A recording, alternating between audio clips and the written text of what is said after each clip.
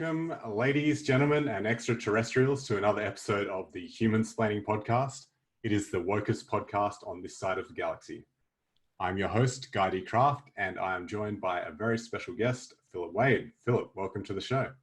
Hi, Guy. Thanks very much. A delight to be with you once again. Looking forward to doing this. Yeah, we were talking before the show about what inner work is, and I think that's probably the best place to start because there's a lot of different ideas about what inner work consists of. There's positive affirmations, and then there's people on the other side of the spectrum maybe who go deep into the shadow work, and then there's a whole bunch of stuff in the middle. And what would you say is inner work? What does it mean to you, and what does that look like in practice? Sure. Yeah. Okay, so inner work, it's a term that's used a lot, and as you've just really set out in the question, it can mean different things to different people. But really, if we're focusing on self-realization, who we really are, which is where I come from with all of this sharing, then the inner work starts. The true inner work starts from what I call a case of mistaken identity. And that case of mistaken identity is the single and ultimately flawed belief that all you are is the body-mind. And that's what everybody on this planet pretty much has been conditioned into believing that they are. And that belief that all you are is this body-mind creates the experience of separation from that which you really are, which is infinite consciousness or infinite awareness or infinite silence, as it came to me. And that creates a polarity. And that's where ultimately the polarities of love and fear come from. Because this separation creates this duality consciousness, and that is what creates fear. And this belief in that all that you are is the body-mind is actually the fundamentally flawed belief, the belief in separation. And indeed all other belief systems stem from this single flawed belief. They're all subsets of that. Now, what happens is, because that gets reinforced by, say, parents, siblings, society in general, school teaching and everything, these beliefs get built upon, and we build what we can recall the emotional body, and that gets built upon over time through childhood into teenage years and so forth, and that emotional body is what's dragging us back into fear mode always. It's kind of like a black hole of fear maybe, that's being held in the body's energy system, and it's built up, as I say, initially from this fundamentally flawed belief. And so the inner work, the true inner work, is ultimately about dissolving that single fundamentally flawed belief that all you are is the body-mind. And going, well, it's usually experienced as a dissolution of the emotional body, of the trauma, the energetic trauma that you're carrying energetically, let's say inside you or in the body. It's actually encoded within the body's physical framework and also the energetic framework of the universe. And the inner work is about dissolving that, facing up to that single flawed belief, and letting the triggers that come up in life, the fears and so forth, be faced from a space of awareness. And that the awareness I'm talking of there is the absolute awareness, or the infinite silence, or the infinite consciousness that you are. Because when you face the trauma, the false beliefs, the energetic baggage you're carrying from that place, that creates what I call a miracle. It transmutes the fear in the emotional body back to love, back to source, and back to silence. People sometimes call this many things shadow work and what have you. It's not a term I use because that emotional body isn't ultimately true about who you really are. But because you believe it, you create that experience.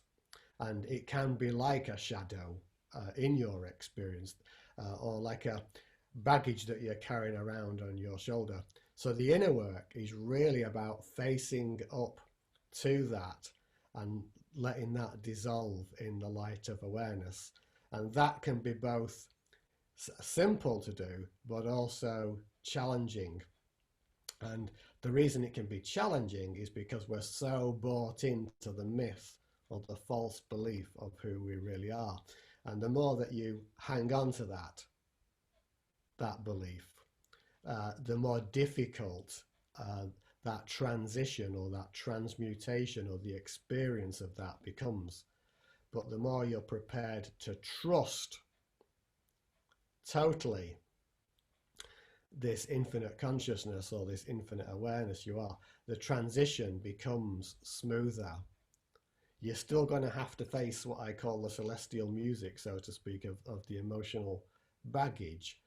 But if you can do it from a place of trust, it's going to be easier. So that really is what the inner work is all about. That is perfect and perfectly timed. Just with everything that I've been going through, and I think a lot of people have been going through, is letting go of that fear that's been programming us to believe that we are limited to this body and this lifetime and everything that goes along with that. And just that ability to trust is something that it takes a bit of work, even though it's the most natural thing in the world. When you get the hang of it, it takes a bit of work because we're so attached to the suffering, the case of mistaken identity, as you call it. So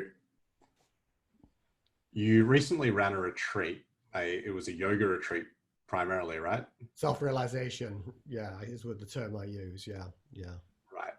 And so part of that, you broke it down into 4 categories. Do you want to talk maybe about the first? I know you already have touched on this, but maybe go a bit deeper into what is meant by going beyond belief, as it relates to the body, mind, and everything else associated with that. Yeah, sure. So the first segment of that retreat, as we discussed, was what I call beyond belief. And I use that term a lot, partly to make it a little bit light-hearted, because I'll often say, just to kind of help reinforce a point, is that truth is unbelievable. Truth is unbelievable. And I like to say it that way to sort of introduce a little bit of lightheartedness, but also to make a very important point, is that actually the realization of that which we really are, let's call that truth with a big T, doesn't require belief. It doesn't require belief. And yet all of society in general, and if you look at religious traditions and so forth, they're all about belief. Whereas the realization of that which we are doesn't require belief. This is a fundamental and powerful point, this, because you see, belief as experienced in the human form is something that you haven't experienced and therefore requires you to believe it to be so. And so it's outside of you. You're externalizing this higher power, shall we say, or higher, whatever you want to call it. And that creates a problem. It creates a separation. Whereas when I say it's beyond belief or it's unbelievable, this only gives us one option, so to speak, and to be open to the realization, to the awareness that that which we are seeking is actually that which we already are. And if I sometimes refer to it as the inner infinite dimensions, because this again relates to the first question about inner work. You can often perceive that to be a direction inner work, you know, like out there in here. But the inner work actually isn't a direction. It's an infinite dimension, or the infinite dimensions of ultimate reality. So inner work isn't a direction. And so as we open to that possibility that actually that which we're seeking is already here and we are already it, and it's not out there or in a specifically inward direction, it's actually the infinite consciousness or the infinite awareness that we are, then what we're immediately doing is stepping out of the need to believe to beyond belief or unbelievable, as in a realization that of an awareness, a power, a self-aware energy that's already here. So I'll talk a lot about belief in the terms of self-realization, because we basically, in the human form, we become our beliefs. And actually, to realize the self, we have to be prepared to let all of those, without exception, go and be dissolved in the power of awareness. And all of them must go. Self-realization will really turn your world upside down and inside out. And you have to let go of everything that you held onto in for dear life, so to speak, in terms of belief, and let all that go. And the ego mind, which also is a causational factor in terms of the emotional body, won't like this one bit, you know, because it's trying to basically one of the things the ego mind is trying to do, a fundamental thing it's trying to do, is keep you safe. But what it's trying to do is keep the idea of small Guy, the identity of Guy, safe. And this ultimately is not safe at all. The ultimate safety is the infinite consciousness, or the infinite silence, which is actually beyond even the idea of safety. So mind identity, ego mind identity, is constantly fighting against this, because it basically associates this move to beyond belief with death, with its death, with its demise. And it equates that demise or that death with the death of the body vehicle. And actually, it's not the death of the body vehicle, it's the death of the identity that's gonna unfold as that belief in the body mind dissolves. But it will be very, very frightened by this, and this fear of death, which is humanity's greatest fear, is a key portal to the realization of the self. All the other fears, if you like, are built from, or aspects of, or subsets of this one. So going beyond belief is fundamental to the realization of the self. And what it requires us to do is to be open to this. And that's really where it leads us to the kind of second theme that was part of the retreat. And you might want to go there in a bit, unless you've got any clarifications on this. Is, you know, ego mind goes, who will I be? Who will I be if I let go of this idea, this belief that I am Guy, this man in this body, born in Australia, have these experiences? Who will I be if I let go of all that? And the answer to that, it's scared of, because the answer is nothing or no thing.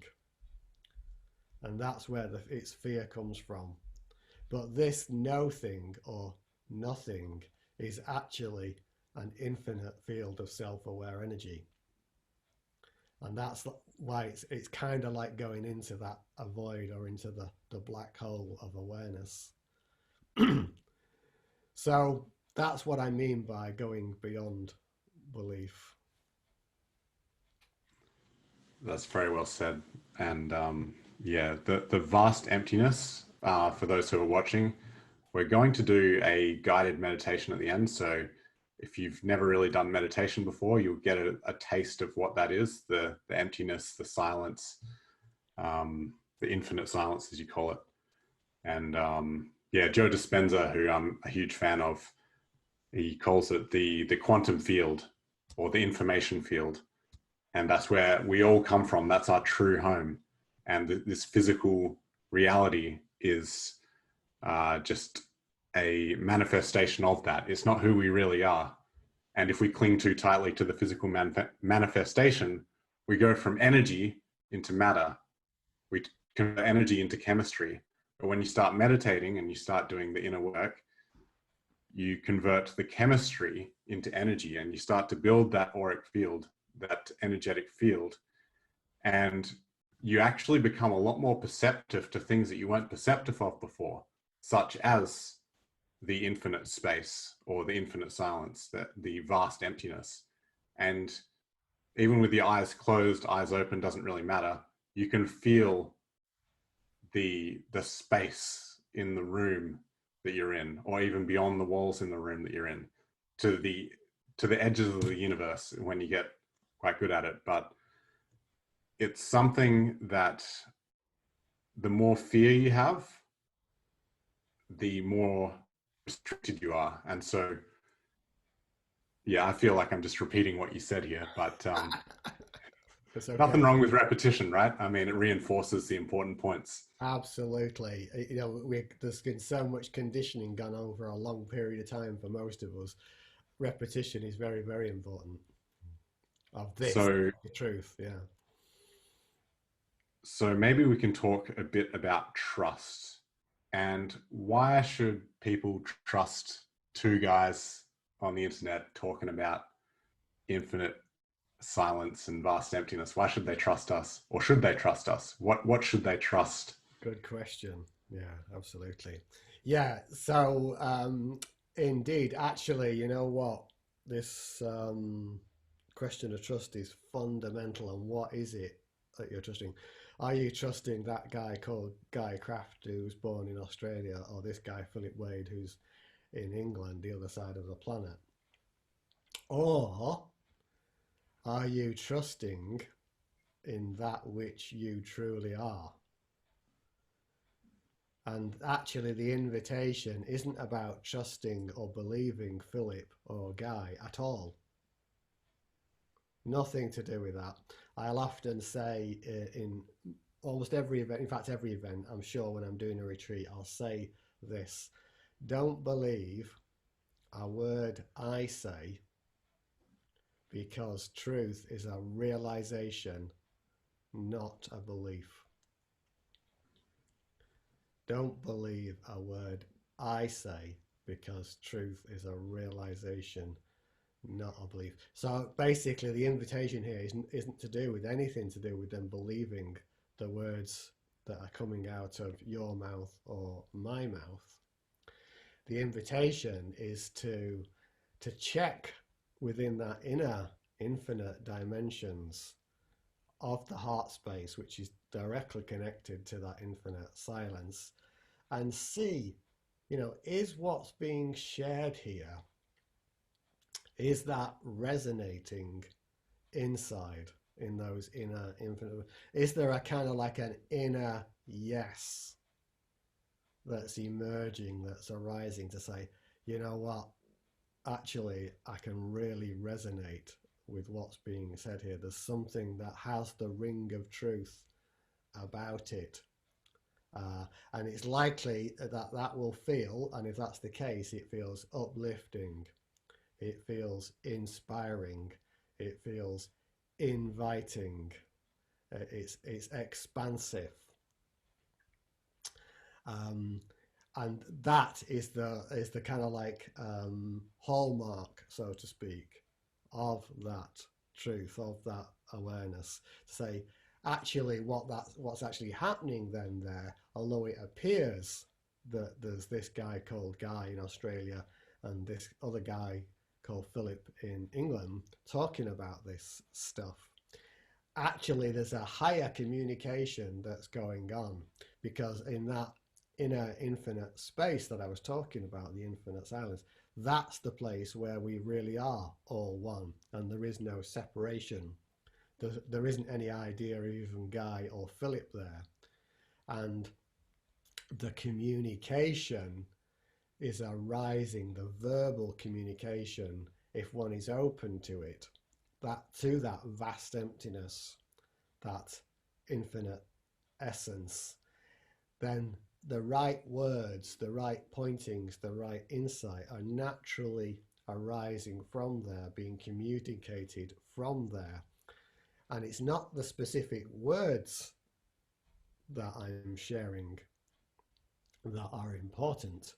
It's the space or the essence from where they're coming from, because they carry a vibration, should we say, an energetic signature of the silence.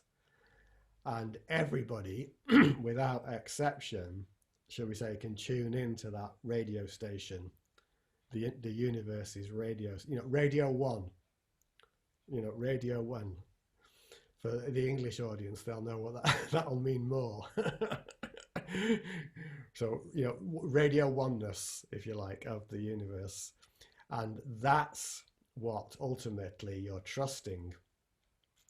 And not only that, you then get into what I call the highest form of trust.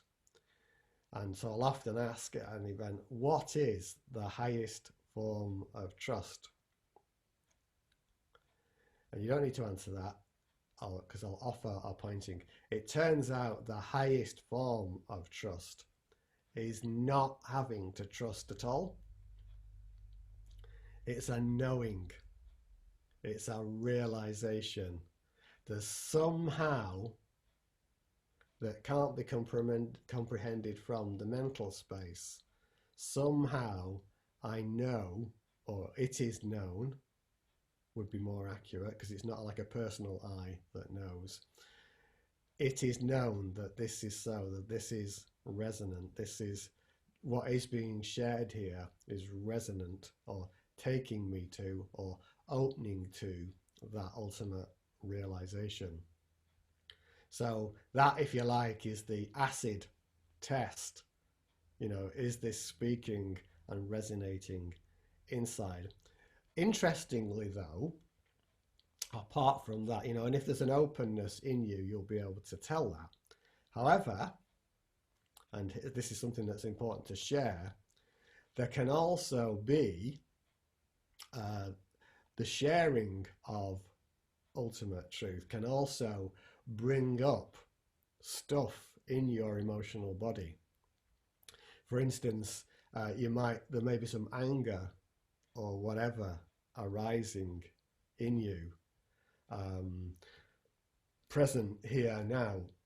And if that's the case, then what that is, there's a trigger in your emotional body. It's nothing to do with the words that are being shared here, that you now need to witness and face and let that dissolve in the power of that infinite awareness. And as that anger is dissolved and dissipated, a clarity will emerge as to whether what's being shared for you is pointing you to truth and has triggered a release, or whether it's something that you need to move on from. These are like the poles of reactions that you can get. And quite often at events, I see people, when I'm sharing and I start sharing this, they go through, even before the first meditation, they start having big shifts. And the reason that happens is because they've come along, they've committed, say, a day or 2 days to this, and they've opened themselves to this highest truth, and that which they are not starts, and they're placing trust in that inner awareness, starts to depart from them, starts to leave, and this energetic shift can evolve. So it's not about trusting that which you perceive to be Philip or Guy. It's about trusting that which you really are, and that trust becomes the knowing, the realization. And you touched on an important point there towards the end about how people often have those big breakthroughs before they actually get to the event or at the beginning stages of a retreat. And the Buddha talks about the Noble Eightfold Path. And so you've got the right intention. And when you set those intentions, it's a powerful thing. And it's not just, oh yeah, I want to, go to the shops later. It's like something deep within you that you deeply feel. And when you set that intention up with enough energy, with a sufficient level of energy, then it can take you over the edge, so to speak, beyond your fears, beyond your beliefs. So that's something that I personally experienced. The power of intention is huge. And it's something that, yeah, if you're not serious about it, you can say all the affirmations you want. It won't change your life at all. You have to actually feel what your intentions are. Mm. So, yeah, I suppose. I can respond to that bit if you want. Yeah, go ahead. Go ahead. Yeah, because the intention's a word that's used a lot, and it is a powerful thing. And I like to make a distinction between that which is coming from the mind, so like let's say a mind-based intention, and a heart-based, I'll call it a heart-based intention for you to stick with the word intention. More accurately, the latter would be a calling, an arising of an awareness. And when you're following that one, that is the infinitely powerful bit. If it's coming from the mind, there is some doubt about it, because it's most of the time, for most people, the mind is not aligned with the heart. But if it's coming from, I often ask, for instance, when people come to my events, or when I've got a 2-day event, I'll go around the room and just give everybody a minute or two, just say, why are you here? And everybody says it differently, but essentially the answer really is always the same. There was something that just told me to come today. There was some calling in. I can't really put it into words, but there was something that told me I needed to be here today. And that's the heart-based intention. And that, again, connects in that theme with absolute trust, that inner knowing. And yeah, it's something that I've been connecting with a lot more lately. I was a very mental person, very stuck in my head, my ego, always overanalyzing everything. But now I've reached a point where I just trust that the right people are going to show up at the right time for the right reasons, and I don't have to try anymore. It's just going to evolve perfectly when I just get out of my own way, so to speak. Yeah. And I suppose that ties into the fourth point, which is realized awareness. So we talked about the inner work. Specifically, do you want to talk about the process from, I suppose, a lack of awareness, or maybe a lack of realization of awareness, to how that then evolves into a realized awareness? Sure, yeah. I mean, and we do experience it as a process because of, in the human domain, it's a time-bound and space-bound and form-bound phenomenon. But the absolute domain is beyond time, beyond space, beyond form. And so it's typically experienced as a journey from, as you kind of captured it there, a kind of lack, what will be experienced as a lack of awareness, a kind of blinkered approach to, or the appearance of being asleep, so to speak, to the realization of that which is here. The fundamental point about it, and the reason it's called realization, self-realization, capital S, and this is a non-personal self as infinite silence or infinite awareness. That word realization, I cannot emphasize how important it is. It is a realization. It's not a development into.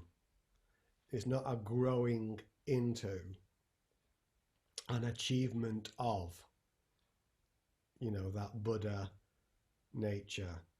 That Buddha nature is that which you already are. And the realization is, OMG, oh my gosh, I am that. And this I is not the I guy, is not the I Philip. I, the infinite I, am that. And always have been and always will be that being the infinite silence or the infinite awareness. And as I say, it will typically be experienced as a journey, because we kind of like hang on by our fingernails to the edge of the cliff, so to speak. We don't want to drop into the void. And so we're scratching around and hanging on to the identity for dear life, because of the fear of letting go and falling into the mystery or falling into the void. And what happens typically, is that people go through life, they're born into this world. Depending on the childhood, that you may experience various forms of conditioning and trauma. You come into teenage years where you've no idea who you really are typically, and then kind of get some kind of sense of your own personality into early adulthood. You go through, this is a typical journey, it's not everybody's journey. And at some point in that process, you go, oh my gosh, there must be more to life than this, the 9-to-5 job, married with 2.4 kids, and that kind of stuff. There must be more to life than this.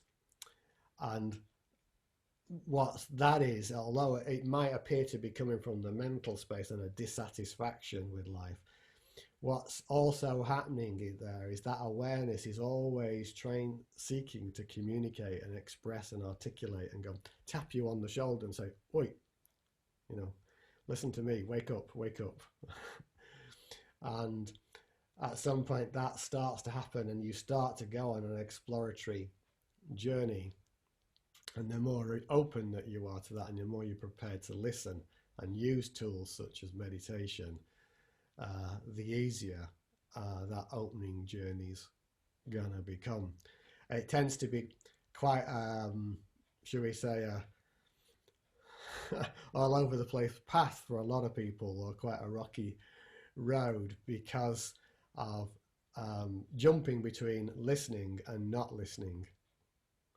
You've been so used to not listening that you tend to go back to a false default very quickly or very easily. But the more that you open, the more that you listen, the path will unfold.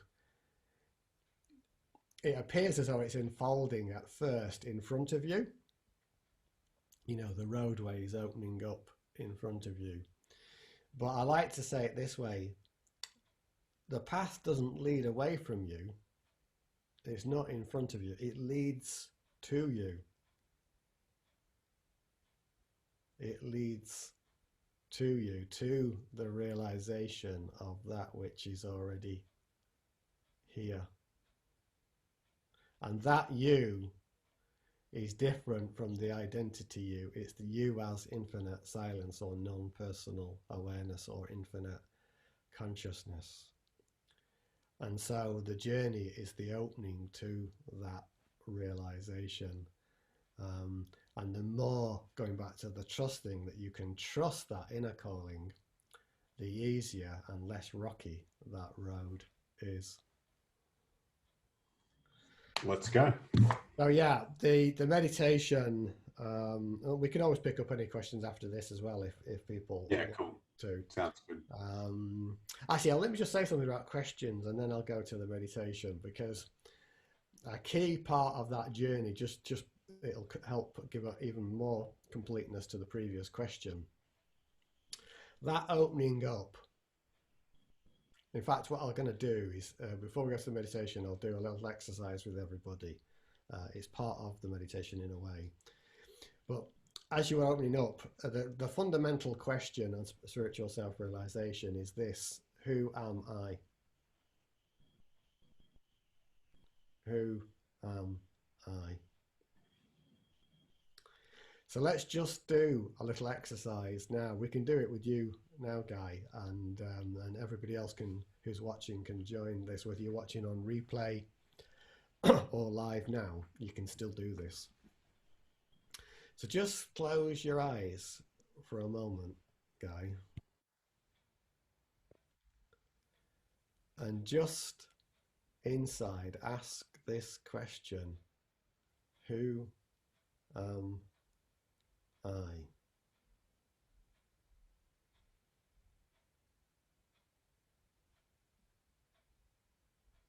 And just take a moment or two with that. Okay, good. So you can open your eyes. So did anything come to you there as you asked that question? It was it was not so much a thought.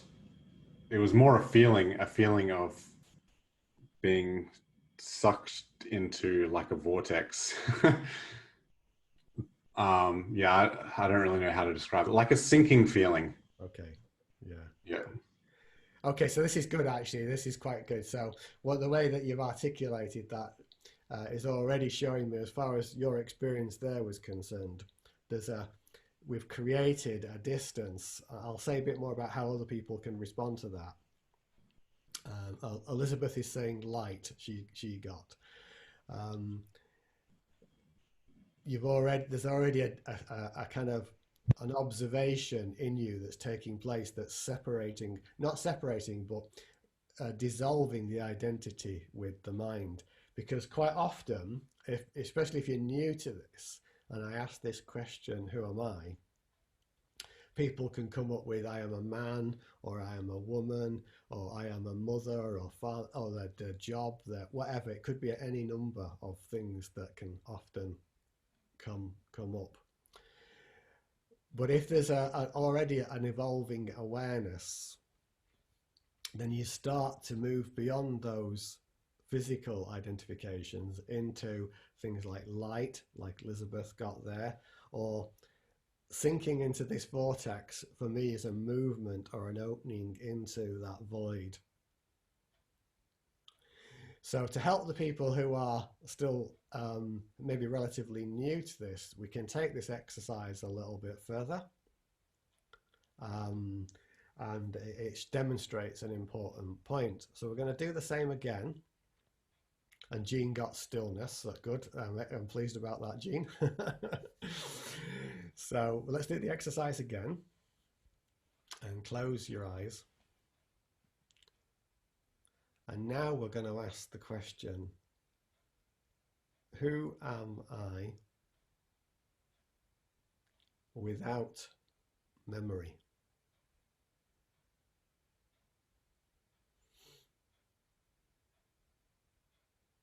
Who am I without memory?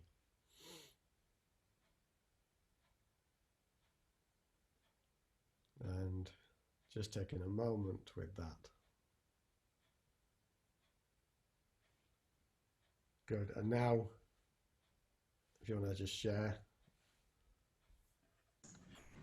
So for me, again, it was that same sort of feeling followed by an expansion, like a flowing out.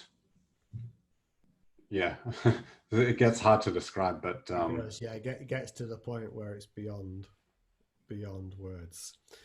And Elizabeth has just shared she got nothing there, which is great. But you used the word expansion, um, and it was starting to open out, and that is a reflection of a moving beyond, or a becoming aware of, or a realizing of the expansiveness of awareness. And the reason Elizabeth got nothing is because, as we were saying a few minutes back, that which you truly are is no thing or nothing. And we don't often understand what nothing means because we're so used to things. Here's a thing. It's a singing bowl, and it has form. It has, it's cold to the touch because it's metal, and it's time and space bound. Even this, according to the laws of physics, will dissolve into nothing just by the natural processes. Now, nothing or no thing isn't bound by space, isn't bound by time. It's actually, therefore, infinite. It's infinite. And the reason the second question tends to take people there a bit easier is I've added the words without memory. Without memory. And in the first case, if you're still very identified with the body-mind experience, that's going to go straight to that emotional memory bank of who you think you are. When you take that away, you're going to be, the mind's going to be left with nowhere to go, so to speak, or now here to realize. And that's why we start to get that sense of expansion, or the no thingness, or the stillness, or the silence. And the meditation, which we can now go to, unless anybody has got any questions now, the infinite silence meditation is all about realizing that awareness that's already here, that's beyond memory, beyond belief. So I have one question. Yeah. What if we start thinking about what we're going to do tomorrow, or what happened the day before? What happens if our mind starts drifting? Okay. Do you want to say any more about that, or is that That's the question. Yeah. Okay. So this is common, that what we're going to have for tea tonight, what's going to happen tomorrow, or what happened yesterday, last week, last year, 10 years ago. Now, awareness is always present. It's never not present, but you can become identified with the mind very quickly, and you can associate and go bring your attention up into this space and start going with the train of thought. That expression, the train, and if you catch the train of thought, it'll take you to many stations, but none of them, absolutely none of them, are your truth. Now, because awareness is always present, there's always this arising or calling from within, and at some point when you go off on this train of thought, you're going to click back and go, whoa, I've gone off on one there. And what that is a moment of awareness. And at that point, and this is the point of choice, there's like a conscious choice, so to speak, that can be made here. Now, do I go with the train of thought? It's trying to pull you in that direction. You might even sense or even feel that pull. Or do I go, whoa, I observed, it was observed that personhood went off on itself there recently. And that the reason it was observed is you became aware you became aware that you disappeared off into, or something had disappeared off into the thought field. And that which is aware, or that can make that observation, is awareness. Sometimes people say, you know, I go off and do this, or I went off and do that, or I suddenly got lost, or what have you. And then I say, okay, so what is it that saw that? What sees this change? What is noticing the transition from being lost in thought or lost in emotion? And what is it that sees and observes that? And does that change? Is it untouched or unmoved by it? And is there any distance between you and that which you really are? Is this making sense to you? Yeah, so we make the distinction between the awareness itself and then the mind chatter, and we then investigate where it's coming from. Yeah. And so there's an observation that's taken place of mind chatter. What was it that made that observation?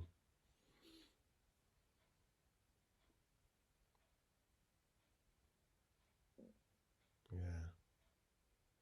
Does that go anywhere? That which makes the observation. It's always, yeah, it's always there in the background. It's just like a dimmer switch gets turned up or down on it. Yeah. Exactly. It's always there. And is there any distance between you and that which? No. No. It's the basic ground of all being, isn't it? Yeah.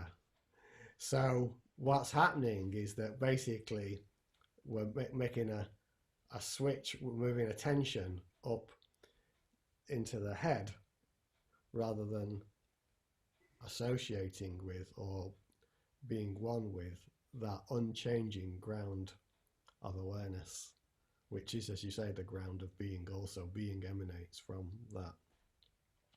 And that ultimately is what self-realization is about.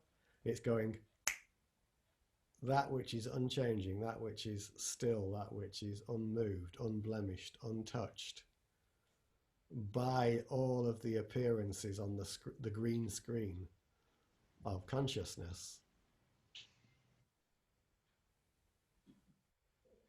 is that which you are, the ultimate and infinite awareness. All right, I'm ready to meditate. And I can see Elizabeth and Jean have just added a few comments there as well. So good. That's probably because it's appearing on my timeline. So good, let's meditate now. So the infinite silence meditation, for those that aren't familiar with it, I'll be using a couple of terms to articulate. And it's an awareness meditation. And it came from the realization itself. It wasn't created up here. The two terms I'm going to use in the meditation that may be unfamiliar to people. One is the term spheres of light. Spheres of light. Balls of light. Spheres of light.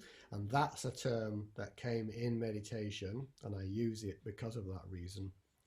And it's a reference to the infinite I am, not the personal I am. Pure being. I am equals being. The universal I am. So that's one term. The second term is the name of the meditation. We've used it several times today already. Infinite silence. And that is the infinite consciousness or the infinite awareness. And it's actually before even the infinite I am. Okay. So if we're ready, we can just close our eyes now. And just first, bring your attention to your body.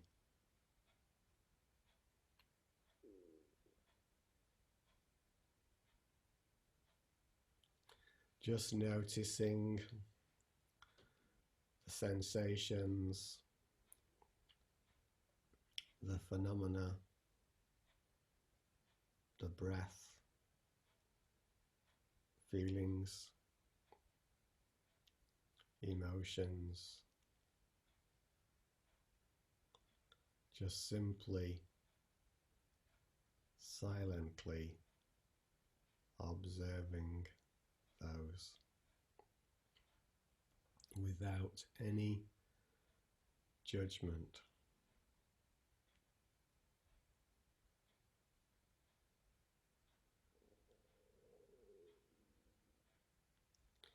And as you watch those, just being open from the heart space to the experience of spheres of light. That's spheres of light.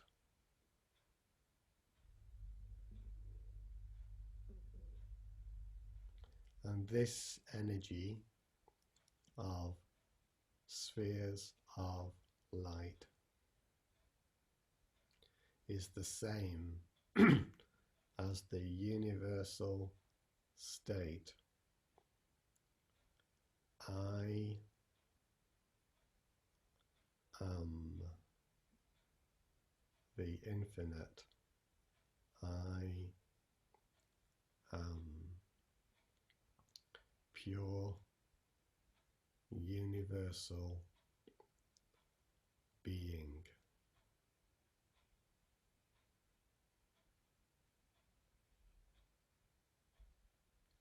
Just observing that I am this aliveness, this pure beingness, with nothing after the words I am.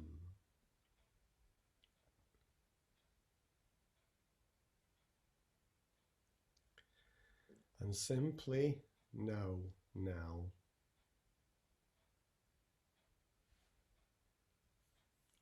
that the mere fact that this state I am can be watched or witnessed. It can only be done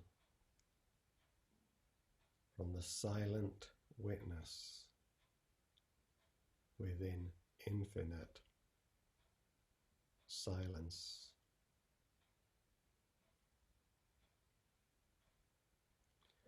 So the attention is merging now,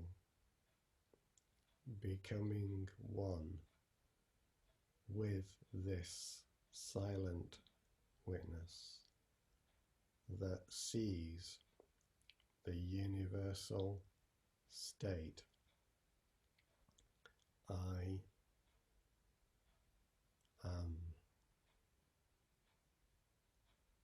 pure universal being. And this silent witness itself is like some ice that's in an ocean of water, and it's dissolving.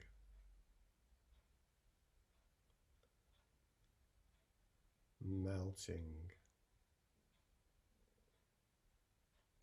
becoming one with the water, realizing it is the water, and the water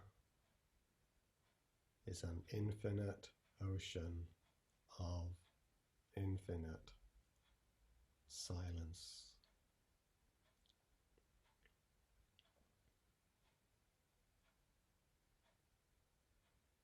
Just like you've dived into the ocean and all has become still and silent.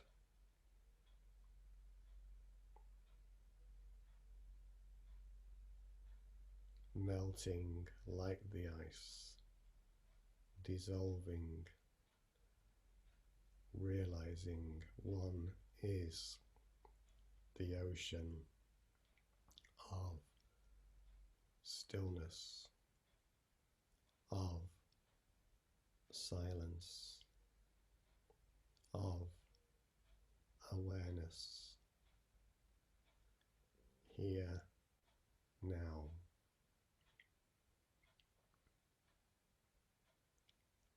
And all is appearing on the green screen of consciousness.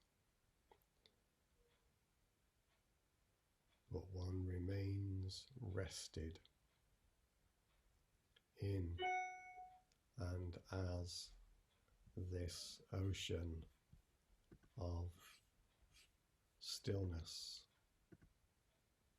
and silence.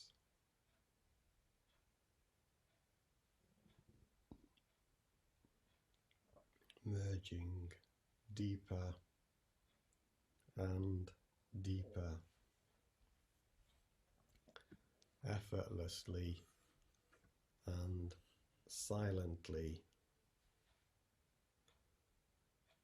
dissolving into and as this ocean of infinite silence.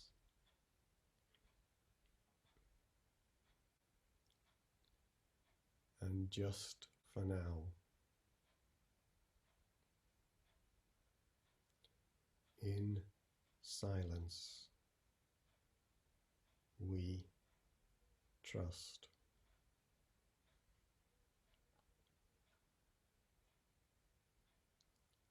And this trust becomes the knowing, the realization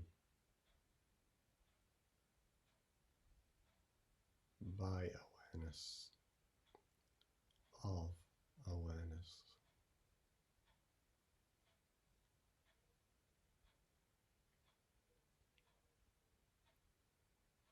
Just for now,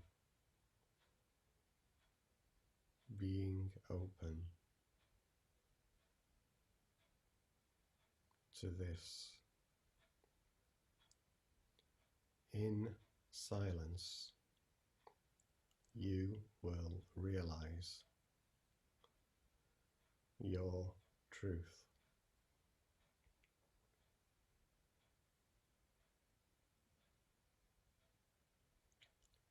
In truth, you will realize you are silence, infinite silence, absolute awareness.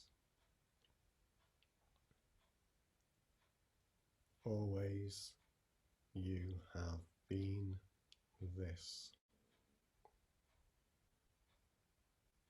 Never have you not been this.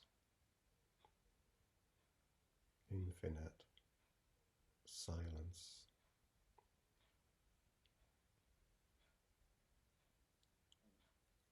All is transformed in the rarefied atmosphere of silence.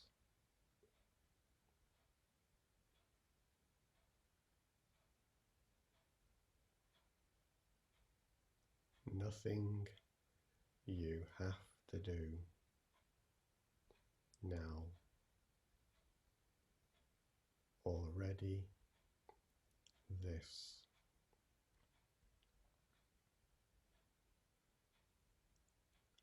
Realizing, not seeking.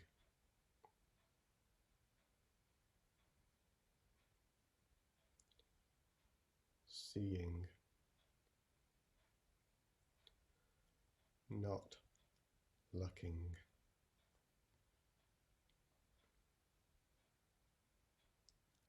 Finding, not searching.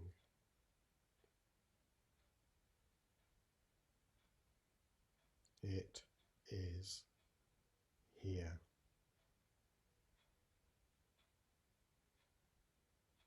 One is this. Now.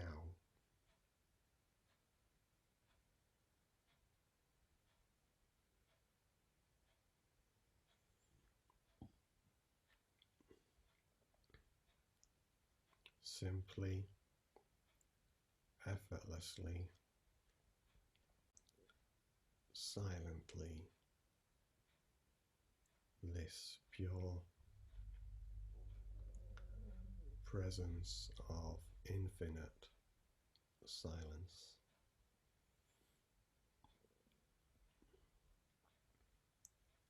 Nothing more important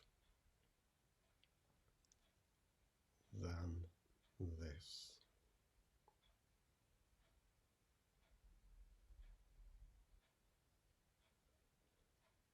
Beyond belief, beyond space, time, form, the vast emptiness that is also filled with awareness as awareness. The trust that has become the knowing.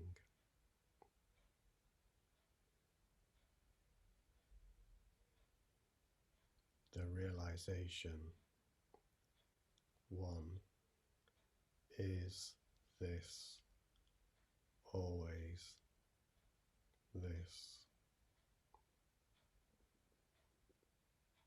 Never has there been a time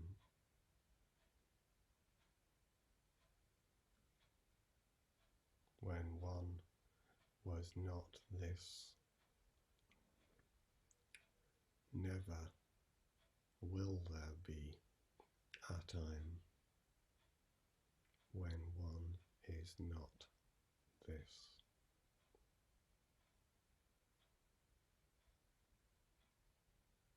Everything dissolves now.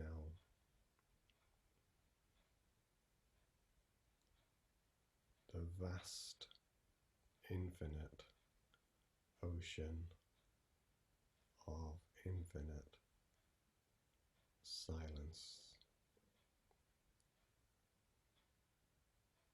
infinite awareness.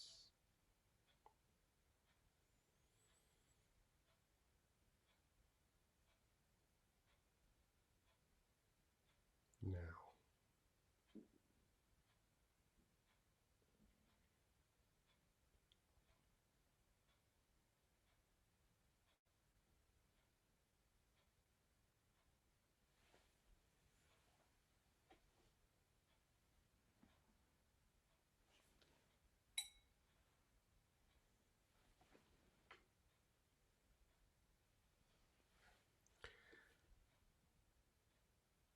knowing this is always here,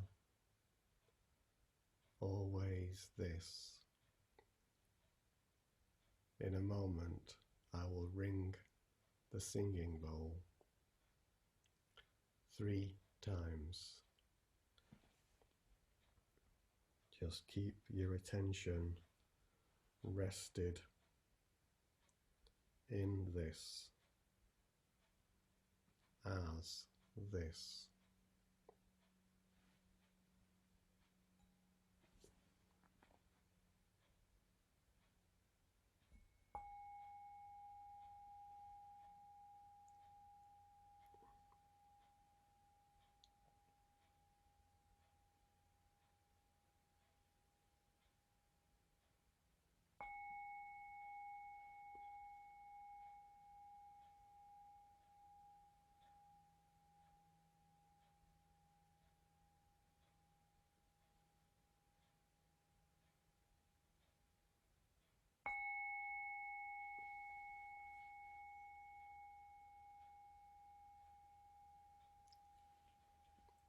And as the sound of the singing bowl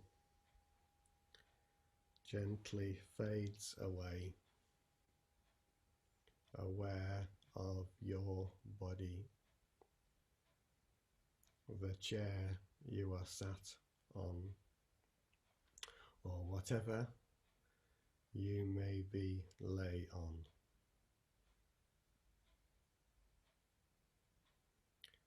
And if you haven't already done so, just gently opening your eyes,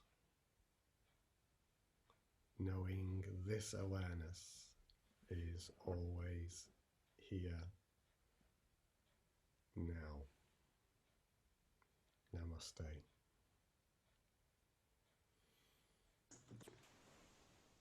Thank you so much, Philip. That was awesome. I just can't get enough of meditation at the moment. I'm a meditation junkie. Good. I would love to have you back on again. I think it's always good to introduce the subject of meditation to new people. And let's just keep spreading the word. Yeah, well, happy to do this again.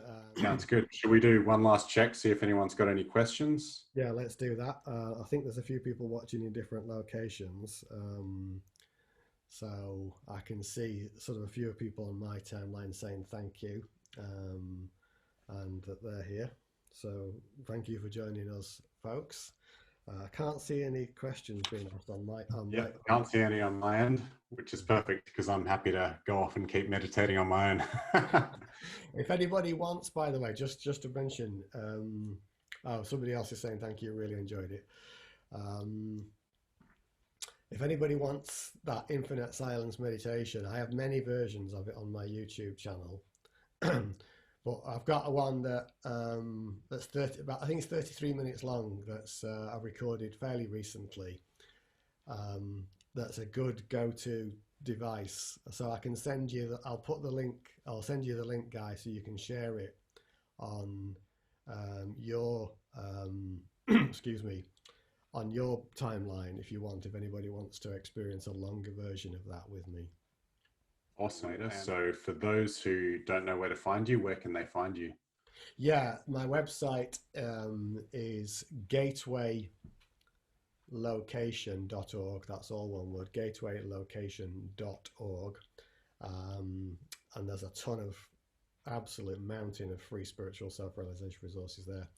My YouTube channel, there's a link to that at the top of the page, but I'll also send you a link to the channel because that's got, I don't know, maybe 80 or 90 videos, hours and hours and hours of resources on self-realization. So I'll give you that. Those are the two main ways to find me. And obviously awesome. Facebook and my Facebook page are the other places. I'll add it all to the description on YouTube. Yeah, brilliant. So thanks again, Philip, and thanks everyone for joining us. We'll see you all next time. So yeah, see you everybody. Namaste. Namaste.